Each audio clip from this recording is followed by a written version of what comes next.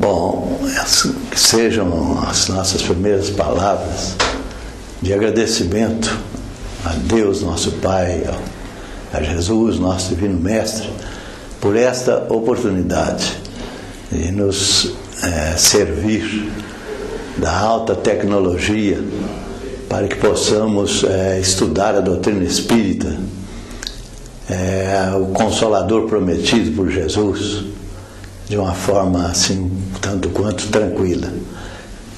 Consegui abrir o Evangelho segundo o Espiritismo aqui e saiu no capítulo 14, honrai a vosso pai e a vossa mãe, e no item 9, a ingratidão dos filhos e os laços de família. É uma longa mensagem assinada pelo Espírito de Santo Agostinho, e é muito importante a gente verificar, porque se nós verificarmos em toda a obra kardeciana, as mensagens de Aurélio Agostinho, elas se relacionam sempre com a família, porque houve uma problemática na vida de Agostinho, em primeiro lugar com relação ao pai.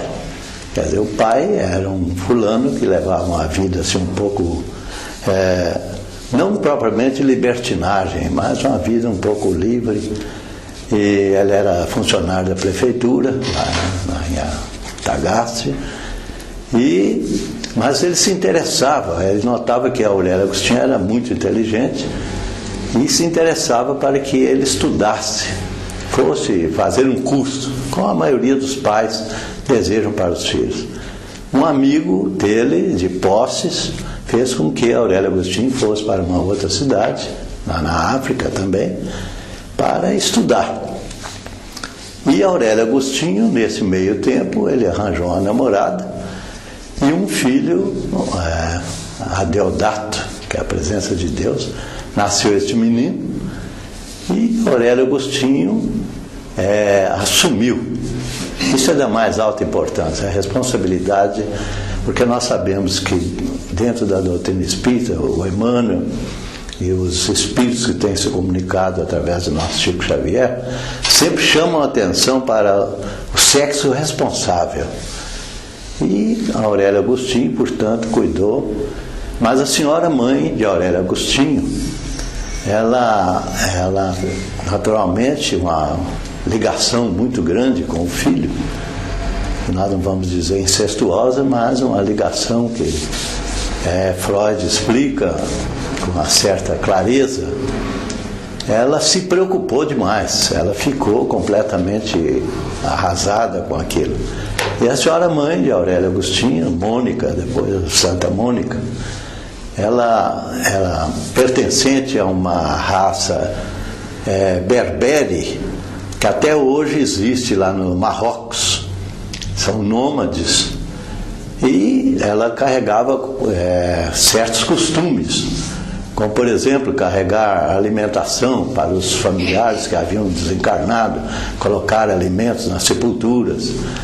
E Aurélio Agostinho procurou fazer com que a sua mãe se transformasse, mas a única coisa que ele pôde fazer ele era professor de retórica e procurou se transferir para Roma. E em Roma, ele, para se transferir, ele teve que usar uma tática que depois, com certeza, trouxe nele algum complexo de culpa. Mas a senhora mãe dele foi junto com ele até o navio, e ele falou com a mamãe dele, a senhora entre nesta igreja, neste templo aí, vai rezando, que eu vou lá no navio levar esta encomenda. E acontece que essa encomenda, a namorada dele já estava presente, e o filho, Adeodato, ele não voltou. A senhora mãe dele ficou esperando e ele foi no navio. Uma coisa muito importante isso aí. Tempos depois, Mônica vai para Roma.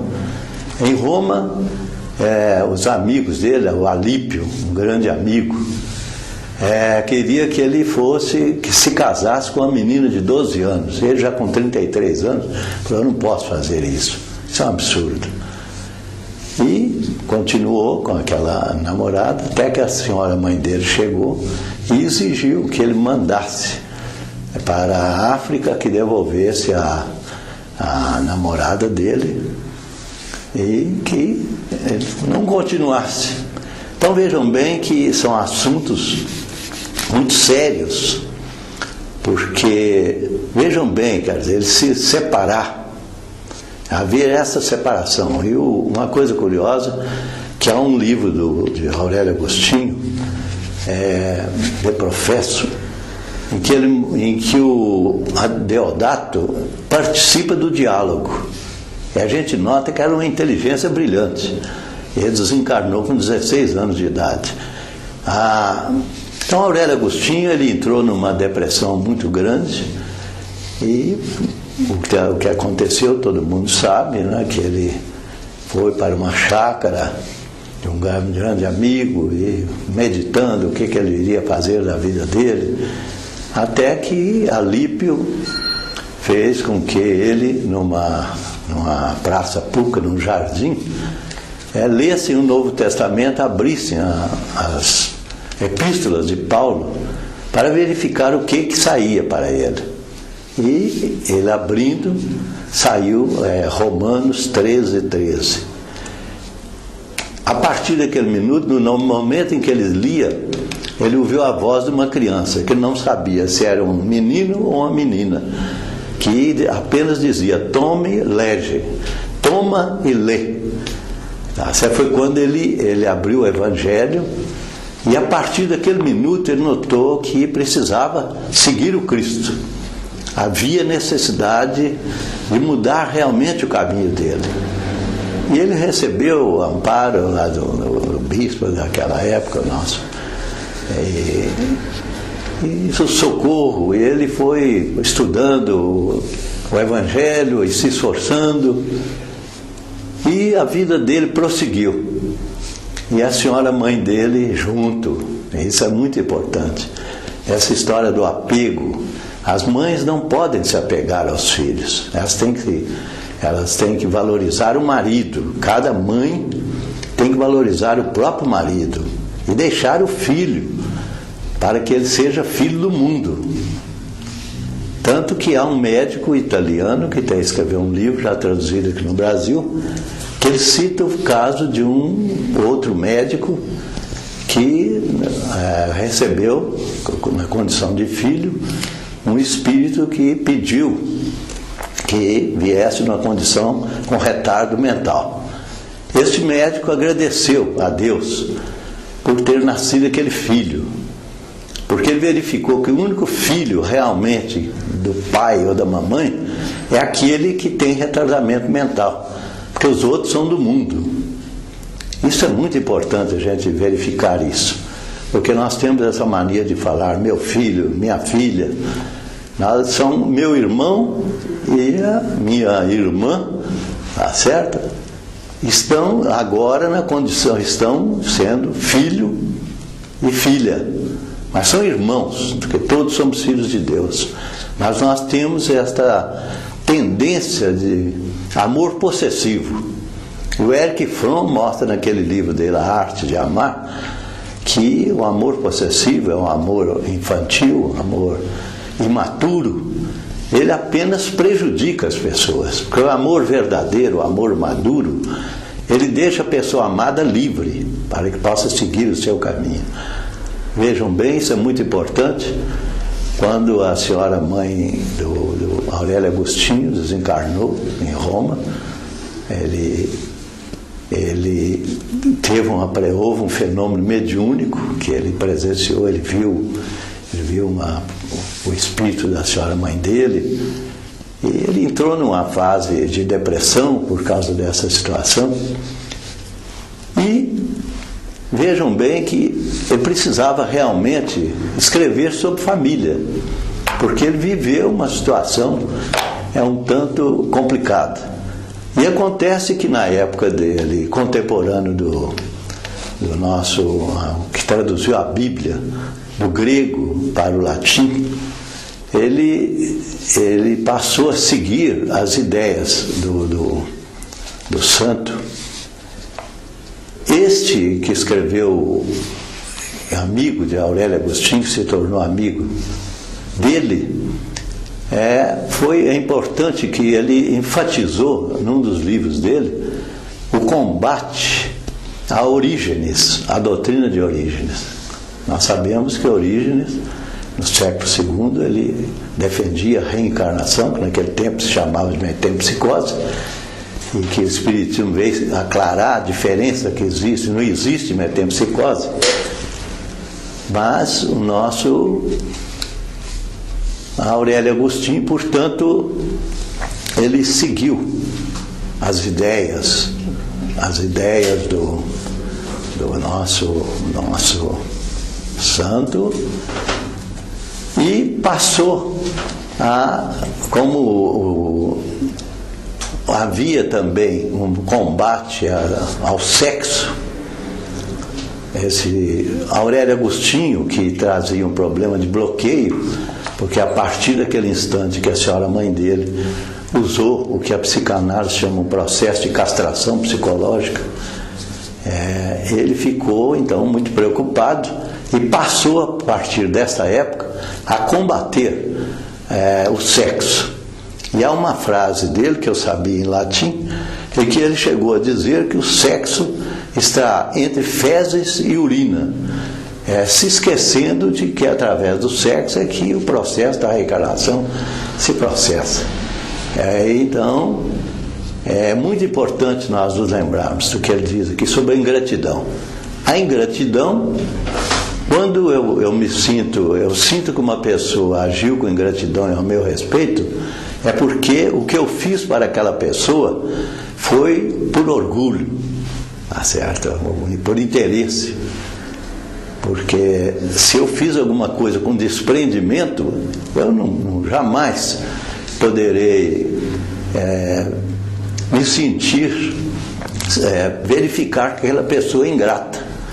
É uma pessoa, eu fiz aquilo, ela naturalmente não me agradeceu, mas eu não estou preso a a necessidade de agradecimento, eu não estou preso a isto. Portanto, a ingratidão dos filhos e os laços de família vem mostrar que os filhos, quer dizer, nós sabemos, através da doutrina espírita, que os filhos são espíritos que vêm ao nosso encontro para acerto de contas, a grande maioria, e outros para nos auxiliarem, para nos darem força, para que nós possamos prosseguir na nossa jornada, vencer aqueles obstáculos, superar aquelas dificuldades que nós não conseguimos em vidas passadas. Por conseguinte, vamos estudar a doutrina espírita para que possamos entender essa mecânica do filho, ou da ligação do filho com a senhora mãe, e a ligação da filha com o pai. Possamos entender isto, o complexo de Édipo, lá escrito por Sigmund Freud, entender porque a doutrina espírita há explicação para tudo. Inclusive há um livro do André Luiz, que, através do médium Chico Xavier, nosso grande amigo, que faz um estudo a respeito do Freud, referências aos acontecimentos. Não sei se há mais alguma coisa a acrescentar, só que precisamos estudar a doutrina espírita. Todos os dias imitarmos o nosso Chico Xavier, que lia Allan Kardec todo dia ele lia. Nós deveremos também ler, deveremos percorrer os livros recebidos pelo nosso Chico Xavier. Vamos reler os livros que ele recebeu, não só de Emmanuel, de André Luiz, mas os livros dos poetas, por exemplo. Por que nós precisamos ler os poetas? Porque os poetas, a comunicação deles é direta do inconsciente deles para o nosso inconsciente. Por isso que a maioria das pessoas tem dificuldade, tem medo de ler poesias, porque tem medo de que o poeta leve até essas pessoas alguma coisa que elas têm medo de aceitar. E os editores, raramente eles editam um livro de poesia, porque sabem que o retorno financeiro, como dizia o nosso inesquecível, o senhor Jorge Saraiva e o senhor Paulino Saraiva, o retorno só poderá vir 5 anos depois. Isso na época que saiu aquele livro, Esperanto como Revelação, editado pelo ID, em que nós tivemos a oportunidade de colocar na introdução a respeito do Chico Xavier esta observação dos Saraivas, mostrando que a poesia os editores têm medo, mas nós precisamos ler. Por exemplo, Cornélio Pires. Cornélio Pires, aqueles personagens dele, somos nós. Ele usa aqueles nomes de nossos irmãos que vivem no campo, mas somos nós. Somos nós.